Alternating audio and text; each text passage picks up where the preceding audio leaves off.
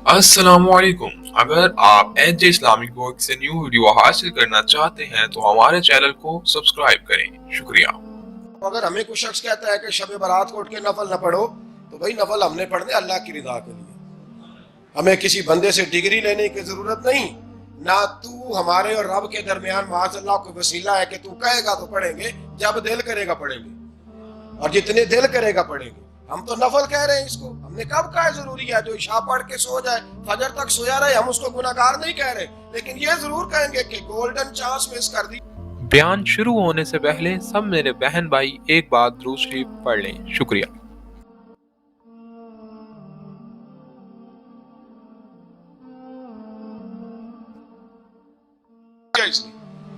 Chance miss किया, ये तो अल्लाह की रहमत का मौका था। हजरत सैयदा आयशा सिद्दीका रदी अल्लाह ताला अन्हा इरशाद फरमाती है कि शाबान की 15वीं रात थी, यानी शब बारात की रात। फरमाती है शाबान की 15वीं रात थी, मैंने अचानक नजर डाली तो हुजूर मेरे बिस्तर में थे। फिर मेरी नजर पड़ी तो हुजूर नहीं थे। मेरे दिल में गुमान आया, ख्याल आया कि शायद किसी और ज़ौजा की तरफ हुजूर का मेलाने तबाह हो गया हो, वहां तशरीफ ले गए हो। फरमाती मैं उठी बाहर गई तो नबी करीम अलैहिस्सलाम जन्नतुल बकी में थे, करीब एक जगह पे हुजूर दुआएं मांग रहे थे। फरमाते में गया तो हुजूर फरमाने लगे, अबू बकर की बेटी तूने क्या गुमान किया कि अल्लाह का रसूल तेरी हक तलफी करेगा? अर्ज की हुजूर आप मालिक हैं, कहीं और जाना चाहे तो मेरी तरफ से पाबंदी नहीं। कहती है वहां खड़े खड़े मेरे रसूल करीम ने बयान फरमाया, ये तिरमिज़ी के लफ्ज हैं। हुजूर ने फरमाया आयशा ये शाबान की 15वीं रात है, मदीने में सबसे ज्यादा बकरियां बनु कल्ब का कबीला पालता था। फरमाया आज की रात बनु कल्ब के कबीले की बकरियों की तादाद के मुताबिक अल्लाह मेरी उम्मत के लोगों की बख्शी फरमा देगा। ये वो रात है। जनाब आयशा सिद्दीका रज़ी अल्लाह ताला अन्हा ने बात रात को सुनी तन्हाई में नबी पाक से, रात को तन्हाई में हुजूर से सुनी। सवेरे जनाब आयशा ने कुल उम्मत को बताई। अगर ये बात अहमियत वाली ना होती तो बीबी साहब आगे रवायत करती, ये किताबों में आती, ये लोगों को बताती। हजरत आयशा ने रवायत किया और मौला अली शेर खुदा ने तो खुल के कहा इब्ने माजा में, हजरत अली से प्यार करने वालों के लिए अलग उन्वान। मौला अली ने खुल के फरमाया शाबान की 15वीं रात को रात इबादत करना और सवेरे रोजा रखना। हजरत अली के लफ्ज़ बाई नहीं सियासता में, रात को रोज इबादत करना, दिन को रोजा रखना। वैसे तो रब करीम हर रोज तहज्जुद के वक्त पहले आसमान पर नुज़ूल इजलाल फरमाता है और लोगों को फरमाता है कोई बख्शिश मांगने वाला। और फरमाया हर रोज तहज्जुद के वक्त ये ऐलान होता है, पर शब बारात को ना शुरू रात से ये ऐलान शुरू हो जाता है। इधर देखो मेरी तरफ, मगरिब से ऐलान शुरू हो जाएगा। अल्लाह करे आपको समझ आए, अल्लाह करे आपको। और भाई यहाँ बार लूट सेल लग जाए, यहाँ अभी सेल लग जाए, 5000 वाला जोड़ा 1500 में, तो रश खत्म होगा। और भाई अगर ये लग जाए, चलो ये तो दूर की बात है ना, हम तो लंगर वाले लोग हैं। अगर लंगर का ऐलान हो जाए ये बड़ा तगड़ा है, बड़ा तगड़ा। हमारे यहाँ तो शादी की रोटी खुलती है तो लोग आखिरी रोटी समझ के खाते हैं, इतने शायद इल्ला माशाअल्लाह ये आखिरी है, इसके बाद ना मिलेगी। जब ऐलान होता है और दावत होती है कि खुला है जी खाओ, क्या हशर होता है, क्या अंदाज है। मौला अली शेर खुदा हदीस रवायत करते हैं, रंग क्या है। फरमाया बाकी रातों में ना थोड़ा सा पैकेज होता है, थोड़ा सा आखिरी हिस्से में रात के शबे बारात को ना रात चढ़ते ही अल्लाह पहले आसमान पर जो उसकी शान के लायक है नुज़ूल जलाल फरमाता है और पहला जुमला ये फरमाता है कोई माफी मांगने वाला? अल्लाह करे आपको समझ आए, यानी माफी देने वाला कह रहा है चलो आओ इधर आओ, जरा माफी मांगो, मैं माफ करने आया हूं। मांगो माफी, है कोई माफी मांगने वाला? माफ कर देंगे। और आप फरमाते हैं कोई रिस्क मांगने वाला? वो जो बड़ी दरखास्तें देते फिरते हैं ना मुख्तलिफ इदारों में, वो एक दरखास्त ना कल शब बारात वाली रात भी दे। अल्लाह करे आपको समझ आए। वो जो कहते हैं ना बड़ी बड़ी कंपनियों मैंने एप्लीकेशन जमा कराई है तो कहीं काम नहीं बन रहा तो नुस्खा दे रहा हूं, एक एप्लीकेशन कल रात भी जमा कराओ, इंशाल्लाह काम बन जाएगा। और मैं नहीं कह रहा, मौला अली शेर खुदा फरमा रहे, और वो खुद नहीं फरमा रहे, वो नबी पाक का फरमान नकल कर रहे हैं। और वो रसूलुल्लाह सल्लल्लाहु अलैहि वसल्लम की बात नहीं बयान कर रहे, वो कहते हैं रब फरमाता है कोई रोजी मांगने वाला? سارے سیٹھوں نوابوں جاگیرداروں کے پاس جا جا کے تھک گئے ہو ایک دن میرے کہنے پر، ایک رات، ایک دیہڑی، ذرا شب برات والی لگا کے تو دیکھو۔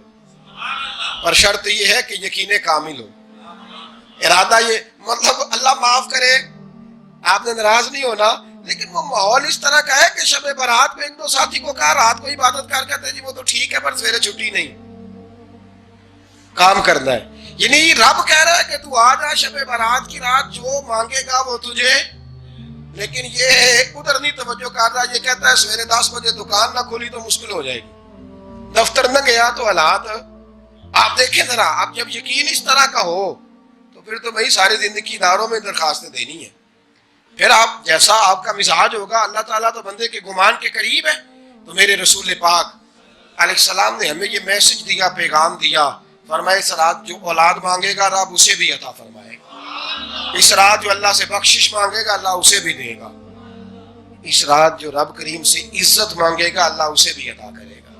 شارحین نے لکھا اس رات جو رب سے پردہ پوشی مانگے گا اللہ اسے پردہ پوشی بھی عطا کرے گا، جو جنت کا سوالی ہوگا رب اپنے فضل سے عطا فرمائے گا۔ کوشش فرمائے، کوشش فرمائے۔ 10 محرم کو ہمارے ہاں لوگ جاتے ہیں قبرستان، وہ کسی حدیث سے ثابت نہیں، میں منع نہیں کر رہا، جائیں 9 محرم کو جائیں، 10 کو جائیں، 11 کو جائیں، 8 کو جائیں، سفر میں جائیں، ربیع الاول میں جائیں، قبرستان میں جب بھی جائیں، منع نہیں ہے، لیکن شب برات والی رات تو خود رسول کریم گئے ہیں نا قبرستان۔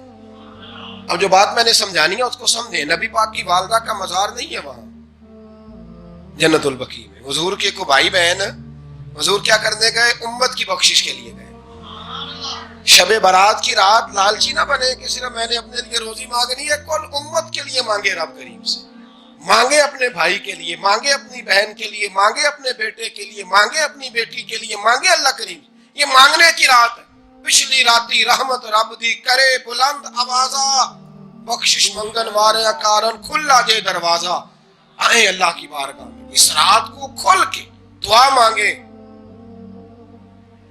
قبرستانوں میں نا کچھ قبریں ایسی ہیں کہ جو بتاتی ہیں کہ سالوں بیت گئے ہیں کوئی آیا نہیں، کچھ قبریں بتاتی ہیں۔ اور کچھ بڑے قبرستان بڑے شہروں میں ایسے بھی ہیں کہ جن کا گورکن کہتا ہے کہ مجھے کمیٹی نے کہہ دیا ہے جہاں 4-5 سال کوئی نہ آئے وہاں نئی قبر بنا دیا کرو، وہاں نئی قبر بن جاتی ہے معاذ اللہ۔ او بھائی کچھ ہیں ایسے، کچھ ہیں، یہ جائیں نا اکبر بادشاہ یہاں لیٹا ہے لاہور میں، شعر لکھا ہوا ہے، بر مزارے ماں غریباں نے گلے پروانہ سوزز نے صدائے بلبلے، فارسی کا مقولہ لکھا ہے اس کی قبر پہ، کہتا ہے میں وہ غریب ہوں، اعلیٰ بادشاہ ہے مقبرے میں لیٹا ہے، کہتا ہے میں وہ غریب ہوں کہ نہ یہاں کوئی پروانہ آتا ہے نہ بلبل آ کے گیت گاتی، کوئی آتا ہی نہیں، کوئی فاتحہ نہیں پڑھتا، کوئی فاتحہ نہیں پڑھتا۔ او بھائی کئی قبریں ایسی ہیں جن پہ سالوں بیت گئے کوئی لوٹا نہیں۔ اور مشکات میں حدیث ہے، میرے نبی کریم علیہ السلام نے فرمایا جو قبر میں ہوتا ہے وہ تو اس آدمی کی طرح ہے جو دریا میں ڈوب رہا ہے اور وہ انتظار کر رہا ہے کہ میرا بیٹا میرے لیے دعا مانگے، میری بیٹی دعا مانگے، پر بیٹے کو تو 27 سال ہو گئے، ملک سے باہر ہے، کاغذ بنے گے تو ابے کی قبر پہ آئے گا نا، اس کے تو کاغذات ہی نہیں مکمل ہو رہے، وہ بیٹے کو تو مشکل ہے بڑی، وہ تو کاغذات نہیں بن رہے، وہ تو دولت کا مطالبہ پورا ہوگا تو جب ہی وہ کام ہوگا نا۔ انتظار ہو رہا ہے قبروں میں میرا بیٹا دعا کرے، میرا بھائی دعا کرے، اور اگر بچہ دفن ہے تو وہ کہتا ہے میری ماں دعا کرے، میرا باپ دعا کرے۔ کوشش کریں شب برات بعد از مغرب یہ رواج پیدا کریں، یہ رسول اللہ کا طریقہ ہے صلی اللہ علیہ وسلم۔ قبرستان میں جائیں اور جا کر کے وہاں اللہ تبارک و تعالیٰ سے دعا مانگیں کہ یا اللہ جو اس قبرستان میں لیٹے ہیں وہ بھی، اور جو آج تک کلمہ پڑھنے والے دنیا سے گئے وہ بھی، اور جو قیامت تک جائیں گے وہ بھی، اے اللہ تو سب کی بخشش فرما دے۔ اللہ کی رحمت کو محدود نہ کریں کہ صرف مجھے بخش دے، اسے کہیں یا اللہ کل کی بخشش فرما۔ ساری امت کے لیے دعا کریں، شب برات کی رات نفل پڑھیں۔ ہمارے ہاں محفل ہوتی ہے ہر سال الحمدللہ، بڑے شوق سے بڑا خوبصورت ہم اہتمام کرتے ہیں، لیکن میں اکثر دوستوں سے کہا کرتا ہوں کہ جن کو اکیلے میں نفل پڑھنے میں مزہ آئے وہ اکیلے میں پڑھیں۔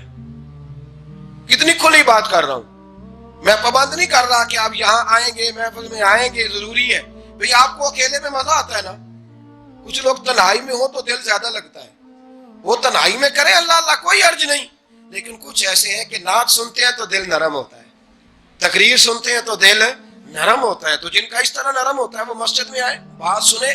کچھ کو سب کے بیچ بیٹھ کے رونا آتا ہے۔ حضرت سعدی شیرازی فرمایا کرتے تھے کچھ لوگوں کے آنسو مجھے رلا جاتے ہیں، فرماتے ہیں کچھ کی آنکھیں دیکھ کے رو پڑتا ہوں، لہذا میں جب بھی ذکر کرتا ہوں محفلوں میں بیٹھ کے کرتا ہوں، تنہائیوں میں مجھ سے نہیں ہوتا، تو جس سے نہیں ہوتا وہ آئے نا، مسجد میں آئے، رات عبادت کریں، کل مغرب سے پہلے پہلے کام سمیٹ لیں سارے، اور مغرب کے بعد یہ رات شروع ہوگی، مغرب کے بعد ایک چھٹی کر لو اللہ رسول کے لیے، کر لیں گے انشاءاللہ تعالی ایک چھٹی، اور توبہ کی رات ہے یہ، توبہ کرنی ہے۔ توبہ کس کو کہتے ہیں؟ توبہ کا معنی ہے پچھلے گناہ پر پچھتانا،